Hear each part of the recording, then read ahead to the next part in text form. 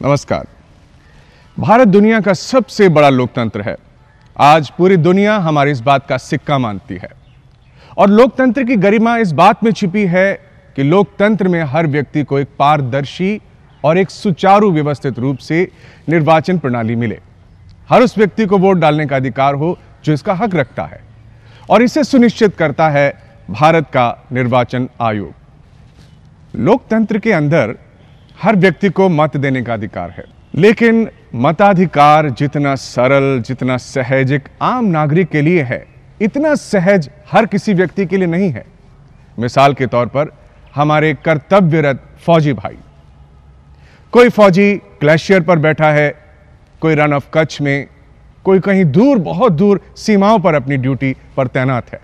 भाई सिर्फ सेना ही नहीं, पुलिस के लोग भी तो चुनाव की ड्यूटी में लगे रहते हैं दिन रात। उनको भी तो अपना वोट डालना है।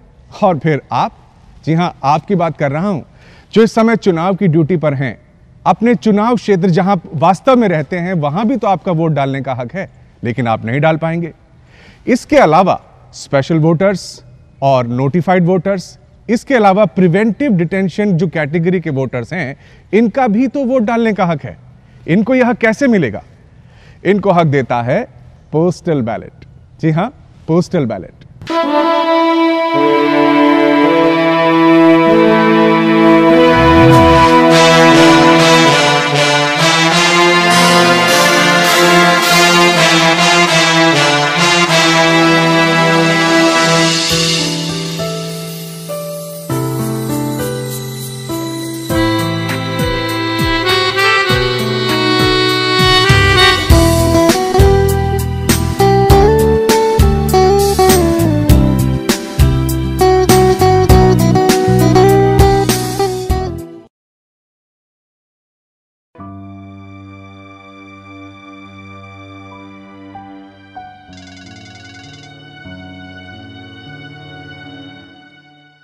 ARO साहब को बुलाओ।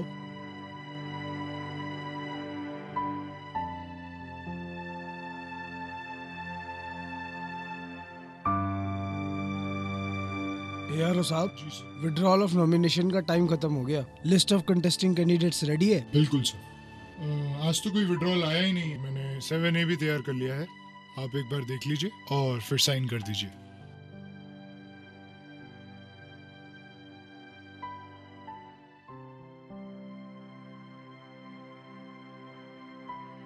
अच्छा, ऑर्डर ऑफ कैंडिडेट्स तो आपने चेक कर लिया था ना? जी सर, हिंदी की वर्णमाला के हिसाब से तैयार किया।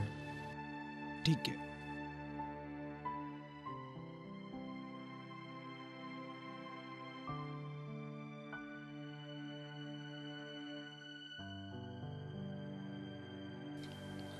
एक काम कीजिए, इसकी एक कॉपी तो नोटिस बोर्ड पर लगवा दीजिए और एक हम CO ऑफिस ले चलते हैं। ठीक है सर, वहीं से ही इसको ओके करा के और प्रिंटिंग प्रेस चलेंगे फिर। ठीक है जी सर।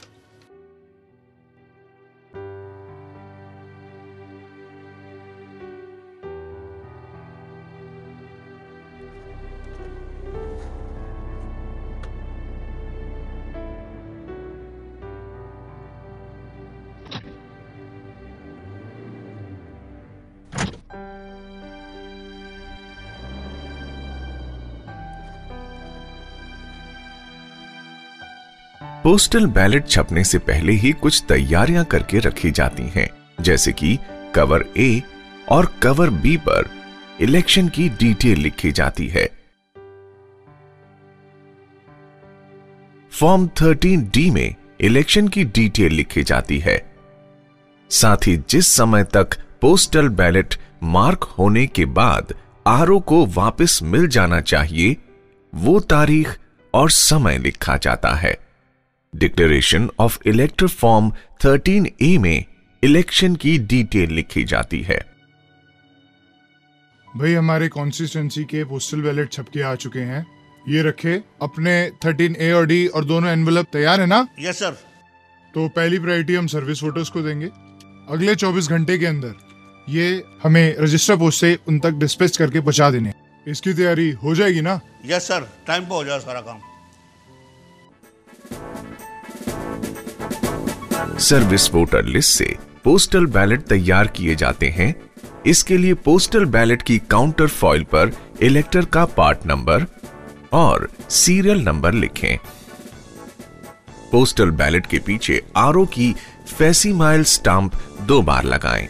एक बार बैलेट पेपर के पीछे और दूसरी बार स्टैंप आधी पोस्टल बैलेट और आधी काउंटर फॉइल पर आनी चाहिए। पोस्टल बैलेट का नंबर फॉर्म 13A और कवर A पर लिखें। पोस्टल बैलेट को अब काउंटर फॉइल से डिटैच करके एक खास तरीके से फोल्ड किया जाता है।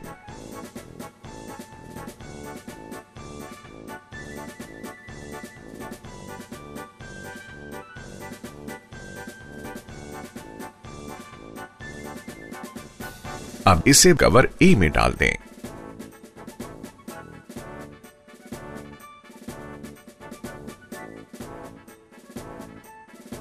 अब फॉर्म 13D, फॉर्म 13A और दोनों कवर A और B को एक बड़े लिफाफे में डालकर इसे बंद कर दें।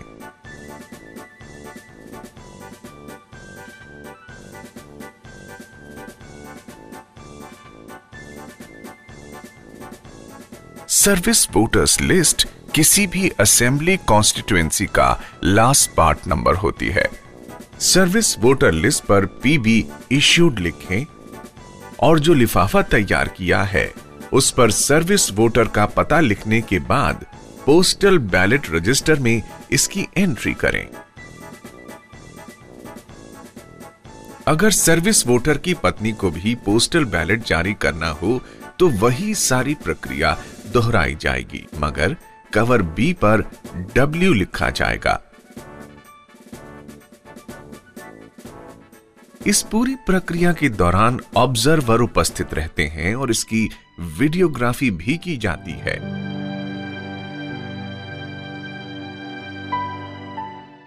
आरओ साहब, आपके जो सर्विस वोटर्स हैं उनको पोस्टल बैलेट का इश्यूएंस हो जाएगा टाइमली? बिल्कुल सर, आप निश्चिंत रहिए। काम बिल्कुल टाइमली चलेगा। एक बार जरा आपकी सर्विस वोटर की लिस्ट और आपका इश्यूएंस रजिस्टर दिखाएं। जी सर। आरओ साहब,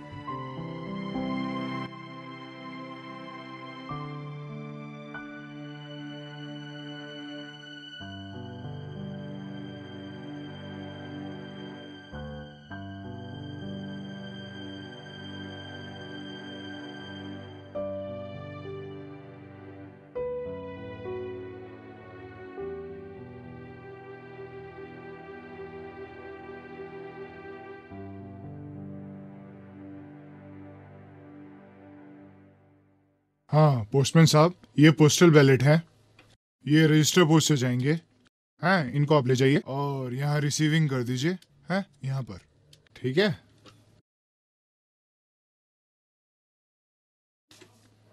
इन्हें अब ले जाइए।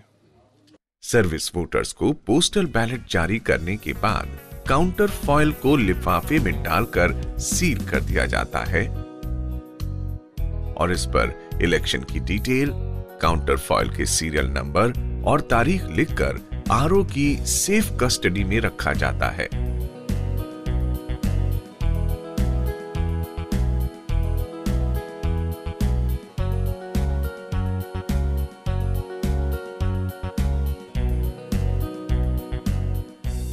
इस प्रकार सर्विस वोटर लिस्ट को भी सील करके रखा जाता है।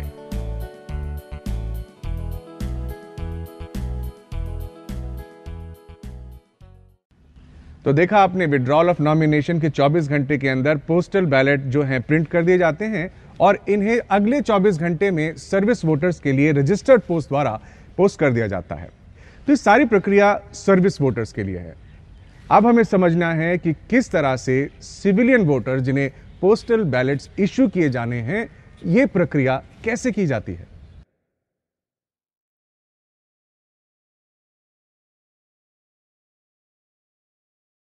जिला चुनाव अधिकारी द्वारा चुनाव कर्मियों को नियुक्त किया जाता है और उन्हें ट्रेनिंग के लिए बुलाया जाता है।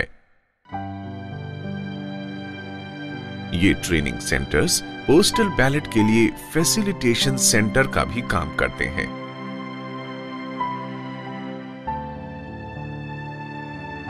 चुनाव में जिन लोगों की ड्यूटी अपनी ही कॉन्स्टिट्यूएंसी में लगी हो, उन्हें पोस्टल बैलेट के बजाय इलेक्शन ड्यूटी सर्टिफिकेट इशू किया जाता है।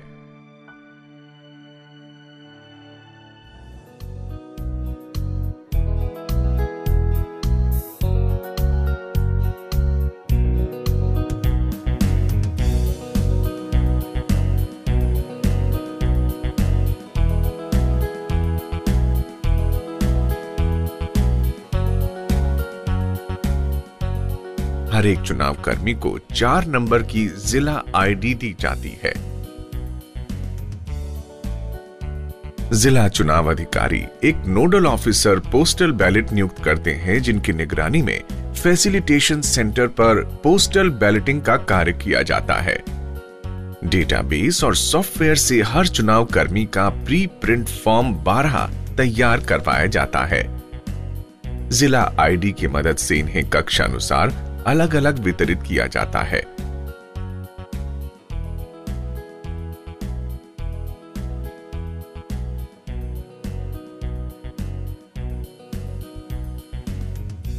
सबसे पहले चुनाव कर्मी को आई कार्ड जारी किया जाता है, फिर उसे प्री प्रिंटेड फॉर्म 12 इशू करके इसकी रिसीविंग ली जाती है।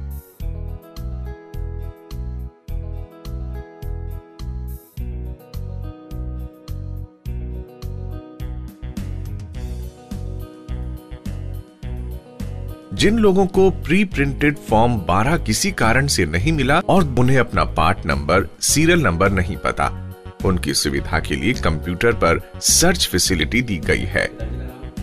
वो लोग ब्लैंक फॉर्म 12 लेकर उसे जमा करा दें।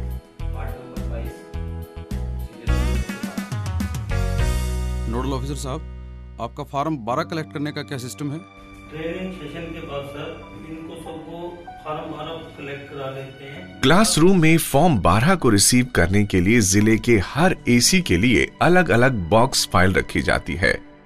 एक बॉक्स फाइल दूसरे जिले के लिए भी रखी जाती है, जिसमें से ट्रेनिंग के बाद जिला वाइज उसे सॉर्ट कर दिया जाता है। जो आपको दिया गया है सभी हस्ताक्षर करके अपने अपने जमा करा दीजिए। फॉर्म 12 को एसी वाइज इकट्ठा करने के बाद नोडल अधिकारी पीबी इन्हें पोस्टल बैलेट जारी करने के लिए संबंधित रिटर्निंग ऑफिसर को भेजते हैं। जो फॉर्म दूसरे जिले से संबंधित हैं, उन पर हमारे जिले की स्टैंप लगाई जाती है।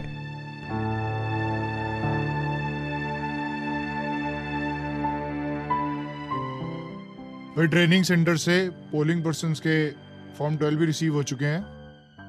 इनके भी पोस्टल बैलेट आप तैयार करें, जो अगली ट्रेनिंग है उसमें इनको डिस्ट्रीब्यूट करेंगे। आरओ ऑफिस में फॉर्म 12 को एक नंबर दिया जाता है और पीवी रजिस्टर में इसकी एंट्री की जाती है और इसी नंबर से पोस्टल बैलेट इश्यू भी किए जाते हैं। बाकी सारी प्रक्रिया वही है जो सर्विस वोटर्स को पीवी इश्यू करने में थी।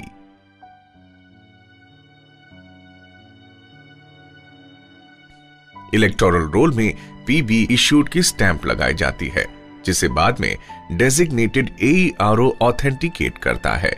अब एक बड़े लिफाफे पर इलेक्टर का नाम लिखें, फिर cover B, form 13D, form 13A और कवर A को इसमें डालकर चिपका दें। अब ये पोस्टल बैलेट फैसिलिटेशन सेंटर पर जाने के लिए तैयार है।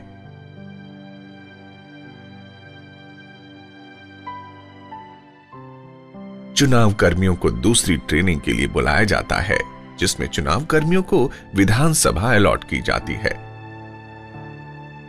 नोडल ऑफिसर पीबी आरओ द्वारा तैयार किए गए पोस्टर